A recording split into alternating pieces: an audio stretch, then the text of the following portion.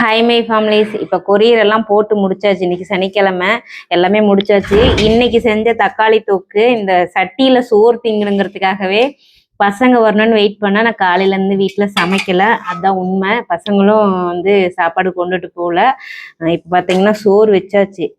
இப்போ இதில் அள்ளி போட்டு சட்டி சோறு பரட்டி சாப்பிடணும். கொரியர் போட்டு முடிச்சாச்சு.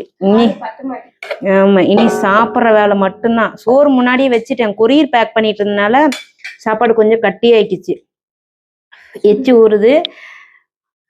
தொக்கு வாட்ஸ்அப் நம்பருக்கு வாட்ஸ்அப் பண்ணி ஆர்டர் பிளேஸ் பண்ணிக்கலாம். பிசைஞ்சிட்டு பார்ப்போம். இப்போ நல்லா பிசைஞ்சாச்சு. அப்படியே சட்டி சோறுனா இப்படிலாம் இருக்கணும். போன டைம் சட்டி சோறு போட்டும் போது நல்லாவே இருந்துச்சு. பாருங்க எப்படி இருக்கு, நல்லா இருக்கா? அப்படியே